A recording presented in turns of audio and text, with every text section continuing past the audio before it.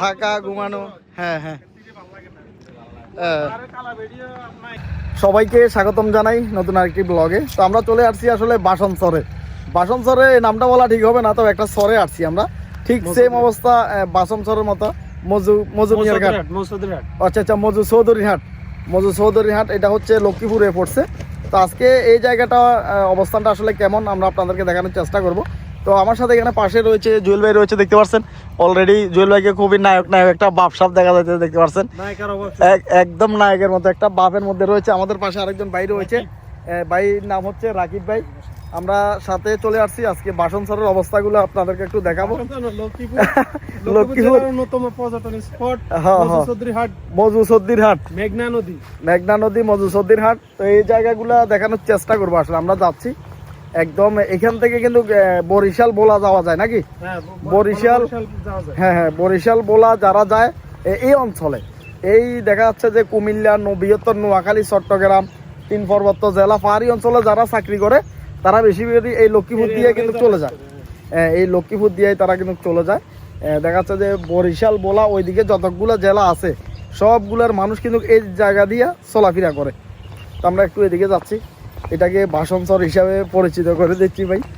এটা বাসনচর হিসাবে পরিচয় পাবে, মজু চৌধুরীর হাট। আচ্ছা, নাম যেটা এটাই থাকবে, মজু চৌধুরীর হাট। ভাই কি অবস্থা? ভাই বাসনচর আইয়েছি আমরা, আমরা দেখি। হ্যাঁ আচ্ছা আচ্ছা, এখানে কিছু টঙ্গত্তর রয়েছে, আমরা এই দিকটা একটু দেখাই। ওরে ভাই এত বড় বড় এগুলা কি? এগুলা আমরা বিভিন্ন বড় বড় লঞ্চগুলা, হ্যাঁ লঞ্চ উঠানো, এই যে এগুলা পাইপগুলা। আচ্ছা আচ্ছা, পাইপ এগুলা দিয়ে বালু তুলতো নাকি? ক্রমান্বয়ে এই সাইডে চলে যাবো, দেখেন যে আমরা নদীর কি ভিউ আসবে। আচ্ছা আচ্ছা, আমরা দেখি এখান দিয়ে উপরে, এখান দিয়ে উঠবো। আচ্ছা আচ্ছা, আমরা উপরে এখান দিয়ে উঠি, দেখি ওরা উঠে গেছে, ট্রাই করে উঠে গেলাম, দেখা যাক উঠে গেছি। হ্যাঁ না, আমরা এইভাবে যাই, সমস্যা নাই। এটা খুবই দারুণ দেখা যাইতেছে ভাই। এই পাশের ভিউটা একটু দেখেন, এটা একদম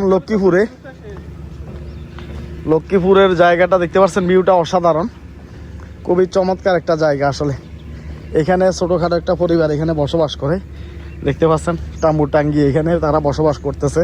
মানুষের জীবনযাত্রার মানটা কেমন, এমন একটা জায়গায় তারা বসবাস করতেছে। একটা সোলার রয়েছে, কতকগুলা পাইপ রয়েছে, দেখতে পাচ্ছেন খুবই চমৎকার একটা জায়গা, দেখতে পাচ্ছেন অসাধারণ একটা জায়গা।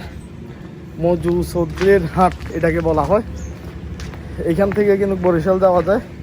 এই যে লাঞ্চগুলার কি অবস্থা ভাই, এগুলার কি অবস্থা কোন? এখানে কোটি টাকার মাল ফিরে আছে না, কোটি টাকার সম্পদ ফিরে আছে। হ্যাঁ হ্যাঁ,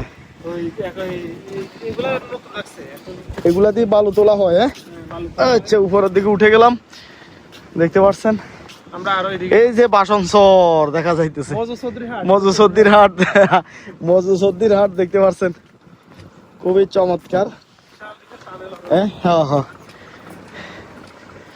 অসাধারণ। পানি কি কমে গেছে ভাই? জোয়ার চলে গেছে? আচ্ছা আচ্ছা, এখন বাটা চলে। আমরা নৌকার উপরে একদম মাঝখানে চলে যাওয়া যাবে নাকি? আচ্ছা আচ্ছা, আমরা নৌকার উপরে করে ওইদিকে চলে যাওয়া যাবে। আচ্ছা, আমরা দেখি ওইদিকে যাওয়া যায় কিনা। জায়গাটা কিন্তু অসাধারণ, আসলে দেখার মতো একটা জায়গা। কি কোন রাকিব ভাই? আচ্ছা, আপনার বাড়ি তো এখানে? আর আপনি কি ছোট থেকে এখানে আসতেন? হ্যাঁ, আচ্ছা আচ্ছা, এটা হচ্ছে আপনাদের ঘুরার জায়গা, দেখার জায়গা ভাই। এখান থেকে একটা নিলেই তো আপনার কাফি, অনেকটা গুলো টাকা হয়ে যায়। ঠিক আছে ভাই, ভালো আছেন? রোদ পাইতেছেন না? ঠান্ডা লাগে? একজন ভাই খুবই শান্তিতে আছে, আরামে আছে, দেখতে পাচ্ছেন। আমরা দেখি কতটুকু এদিকে যাওয়া যায়।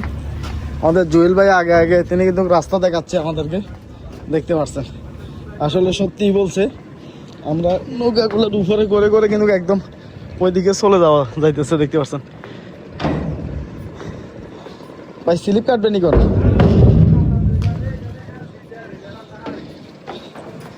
একদম আমরা মাঝখানে চলে আসছি। হ্যাঁ হ্যাঁ হ্যাঁ হ্যাঁ, এখানে বালু ভরে নিয়ে আসে, এরপরে এগুলো তোলে। হ্যাঁ হ্যাঁ, আমরা একদম দেখছেন একদম মাঝখানে তো চলে আসছি না? হ্যাঁ না, আমরা এই পর্যন্ত এদিকেই থাকি ভাই। একটা এইখানে কি বাসা বাড়ি আছে একটা? হ্যাঁ মানে একটা থাকার ব্যবস্থাও আছে না, একটা নৌকার ভিতরে থাকার ব্যবস্থাও আছে। স্লিপ কাটি পড়বেন? হ্যাঁ। ও চাচা আসসালামু আলাইকুম, ভালো আছেন? আচ্ছা আচ্ছা, এটা কি বাসনচর চাচা? এটাকে বাসনচর বলা হয়? মজুসুদ্দিন হাট। আচ্ছা আচ্ছা, অসাধারণ কিন্তু জায়গাটা। আজকে বাইরে হন নাই? ভালো, তাহলে পানি আসলে বাইরে হবেন? আচ্ছা আচ্ছা আচ্ছা, জোয়ার আসলে এরপরে, জোয়ার আসলে এরপরে আমরা ওইটাও, হ্যাঁ হ্যাঁ, অসাধারণ দেখা যাইতেছে।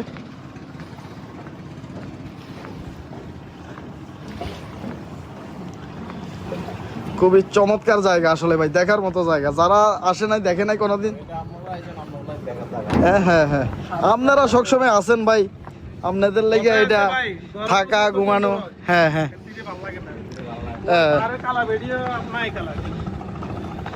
খুবই সুন্দর জায়গা। রাকিব ভাই পড়েন না আবার, দেখেন এখানে যে কাদা আছে, আপনি পড়লে কিন্তু তোলাও যাইতো না ভাই, বুঝছেন। এখন জোয়ার চলে গেছে, পানি কমে গেছে। পানি যদি উঠে তাহলে একদম উপর দিকে উঠবে পানি, একদম উপর পর্যন্ত পানি চলে যাবে। হ্যাঁ আচ্ছা, দেখতে পাচ্ছেন একটা লঞ্চের ভিতরে নামাজের স্থান লেখা আছে না ভাই?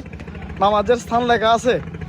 ওই যে, ওই যে একটা নৌকা, একটা নৌকা আসতেছে।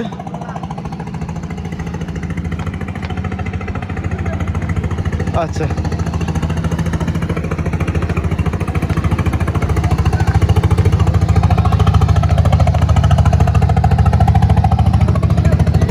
আচ্ছা আচ্ছা, এখানে একটা নামাজের স্থান আছে, আমরা ওইটা দেখাই। মুরব্বী, এখানে কি নামাজ পড়া যায়?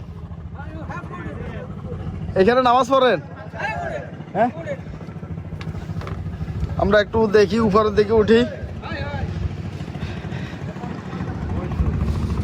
ভাই ভালো আছেন? ভাই এখানে নামাজের স্থান লেখা দেখতেছি, নামাজের স্থান। এখানে কি নামাজ পড়েন?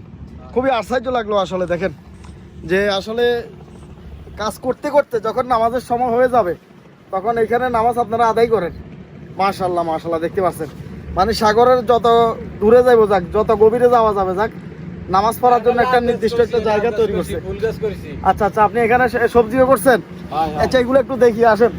সবজি করছে ভাই, এগুলা লাউ গাছ করছেন?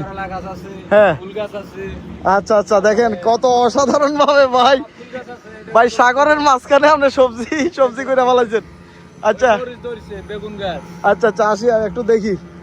এখানে লাউ গাছ আছে, গোলাপ ফুল, লাউ, তারপর কাঁচা মরিচ আছে, কাঁচা মরিচ আছে, বেগুন আছে টঙের মধ্যে, দেখতে পাচ্ছেন ড্রামের ভিতরে অলরেডি এখানে সবজি পাকাইতেছে, শখ করে সবজি লাগাইছে, অসাধারণ। তারপরে যে এখানে পুঁই শাক আছে, পুঁই শাকও দেখা যাইতেছে। নামাজের জন্য একটা স্থান, এবং কি থাকার জন্য, ঘুমানোর জন্য একটা জায়গা। ভিতরে ঘুমানোর জায়গা আছে, ভিতরে। আচ্ছা আচ্ছা, ভিতরে ঘুমানোর জায়গা আছে, পাশাপাশি এখানে রেস্ট নেওয়ার মতো একটা জায়গা আছে, প্রকৃতির রেস্ট। হ্যাঁ হ্যাঁ হ্যাঁ, প্রকৃতির রেস্ট নেওয়ার জন্য একটা জায়গা আছে অলরেডি, খাটটা দিয়ে রাখছে। হ্যাঁ, বিদ্যুৎ লাগে না, ঘুমাইলে মানে শুইলে ঘুম চলে আসবে। আচ্ছা আচ্ছা, এখানে দেখেন আল্লাহু, এখানে আল্লাহু লেখা, এখানে মোহাম্মদ, ঠিক আছে। কত ইসলামী মাইন্ডের মানুষ নামাজের জন্য নির্দিষ্ট একটা স্থান তৈরি করছে, আরবি লেখা, অসাধারণ লাগতেছে আসলে। খুবই চমৎকার একটা পরিবেশের জায়গা। চাটা কোথা থেকে খান? চা খাইতে মন চায় না? নিজেরা ফাঁক করেন? আচ্ছা আচ্ছা, নিজেরা ফাঁক করে এরপরে খান। দোকান ফালে কোনো আড্ডা নেই একদম? বুঝছি বুঝছি, মাঝে মধ্যে ওইদিকে যান, যাওয়ার পরে বাজার ঘাটে যান। হ্যাঁ হ্যাঁ হ্যাঁ, সম্পূর্ণ দেখতেছে। আমাদের এই ব্লগটা কেউ যদি টিভিতে সাইরা দিয়ে দেখে ভাই, এত অসাধারণ লাগবে। এই জায়গাটা এতটাই চমৎকার দেখা যাবে, ঠিক আছে ভাই, খুবই চমৎকার জায়গাটা। এই বরিশাল বলা যাইতে কোন জায়গা থেকে উঠে?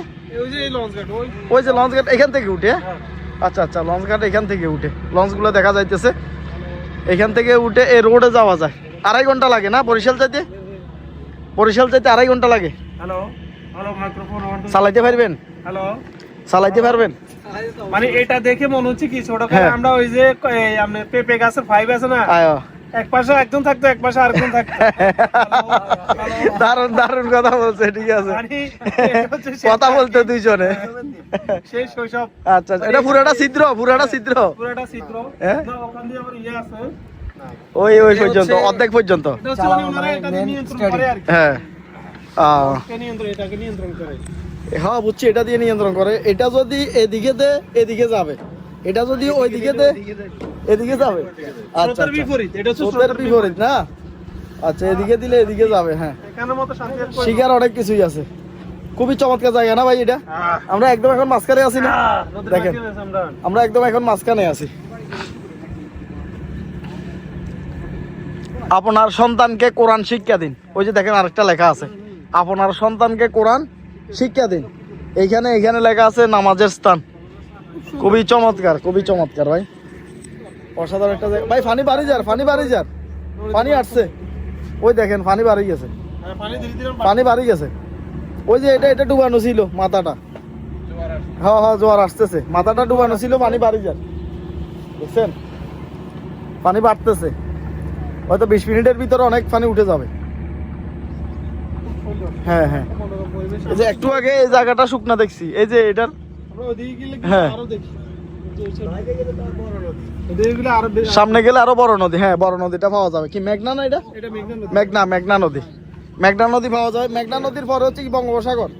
মেঘনা নদী বঙ্গোপসাগর অনেক দূরে, এটা চট্টগ্রামের বাইরে যাইতে হবে। গরমকালে আচ্ছা, না আমি যখন ওই নোয়াখালী থেকে হাতিয়া গেছিলাম না, ওইটাই তো বঙ্গোপসাগর। নোয়াখালী থেকে হাতিয়া গেছি। হ্যাঁ? ওইটাও মেঘনা। আচ্ছা, যা দেখতেছেন হ্যাঁ হ্যাঁ কক্সবাজার, হ্যাঁ, সিবিএক্স এগুলো সব মেঘনা। পুরাটা মেঘনা।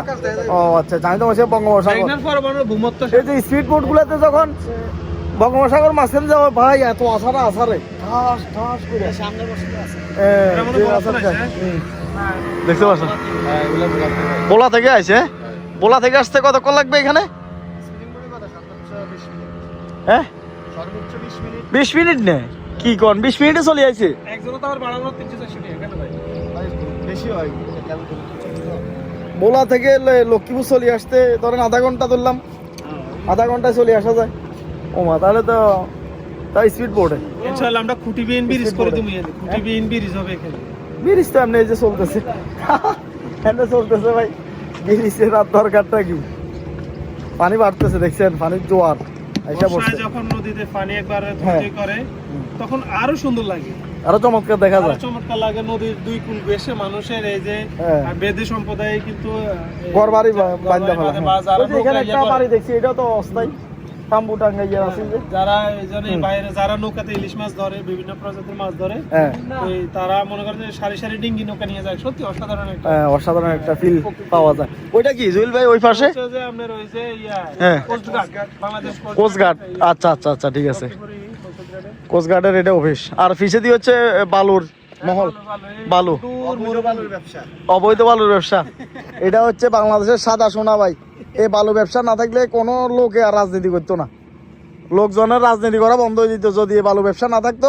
আর বাজারে যদি আপনার গন্ডি যদি না তুলতো, ওই যে বাজারে হাঁটি হাঁটি টাকা তোলে যে গন্ডি চাঁদা কয়, যেটাই হোক, যে একটা ব্যবসায় 10 টাকা 20 টাকা দিব বা 50-100 টাকা করে দিব, ওই চাঁদা তোলাটা যদি বালু ব্যবসা না থাকে বাংলাদেশের, এটা যদি সেনাবাহিনীর আন্ডারে চলে যায়, তো রাজনীতি করে গিয়ে লোক আর খুঁজে পাইতেন না, কারণ খাইতে পারতো না। রাজনীতি আর করে লাভ কি? সবাই কাজকর্ম করতো। এখন ওইগুলো আছে বিধায় সবাই রাজনীতি করে, 2-4 পয়সা ফুডের উপরে 1-2 টাকা করেই ধান্দা করার লাইগা কি পরিমাণ মানুষের জীবন পর্যন্ত দিয়ে ফেলার এই বালুর লাইগা। এক একটা মানুষের জীবন শেষ হয়ে যাইতেছে এই বালুর লাইগা। বালু হচ্ছে কাঁচা টাকা, মূলত যারা তোলে, যারা পরিশ্রম করে, এদের চাইতে ওই দান্দাবাজে বেশি ইনকাম করে। কারণ এই মিয়া পরিশ্রম করে রাত দিন এখানে ঘুমাইয়া বালু তোলে, যাই দেখেন এই মিয়া যে টাকা পায় না তার চাইতে 3 ডাবল টাকা পায় ওইগুলা। সেগুলার বাড়িঘর কোটি টাকা দিয়ে তৈরি করা। কৃষক কখনো তার ন্যায্য দাম মানে দালালের দাম বেশি বাংলাদেশে ভাই, মানে অরিজিনাল লোকের চাইতে দালালের দাম বেশি বাংলাদেশে, এটা বাস্তব। ওই যে স্থানকাল হ্যাঁ। পাত্রভেদে দাম বৃদ্ধি হয়ে যায়। ভাই আপনি মুরগির খামার দিয়েছেন, মুরগি একটা আপনি লালন পালন করতে আপনার খরচ যাইব 100 টাকা। পরিশ্রম হারে যে টাকাটা যদি আমরা পরিশ্রম হারে আঙ্গুর প্রাপ্য টাকাটা যদি দেয়, হ্যাঁ তাহলে আমরা বেমালা টাকা হ্যাঁ, ওই যে ধরেন বেটা দালাল মালাল করে দিয়ে এমনি দিয়ে এই বালুর ফুটে যে ধরেন 20 টাকা 20 টাকা হয়েছে। হ্যাঁ আর যদি দালাল বাজারে বেটা ডাইরেক্ট সুন্দর বাবা আনি বেশি, তাহলে হ্যাঁ। ফুটের দাম হয়ে যাবে কত? 12 টিয়া কিন্তু সেটা সে পারবে না। 10-12 টাকা স্থানীয় পড়বে। প্রভাবশালীরা ওই টাকা দিবে না। 10-12 টাকায় পড়বে, কারণ তারা এটা ব্যবসা করতে দিবে না। দালালে 25-30 টাকা করে পালা ফুট, এই অবস্থা। দেখতে পাচ্ছেন অসাধারণ একটা জায়গা। তো সবাই ভালো থাকেন, সুস্থ থাকেন, চ্যানেলটি সাবস্ক্রাইব করে রাখবেন। দারুণ একটা জায়গায় আসলাম, সত্যি খুবই মনোরম একটা পরিবেশ। নতুনই আসলাম এই জায়গার ভিতরে, আজকে ফার্স্ট টাইম আসলাম, এই কারণে ব্লগটা করতে সত্যি নিজের কাছেও ভালো লাগতেছে, দেখতেও ভালো লাগতেছে। তো সবাই ভালো থাকেন, সুস্থ থাকেন, আল্লাহ হাফেজ, আসসালামু আলাইকুম।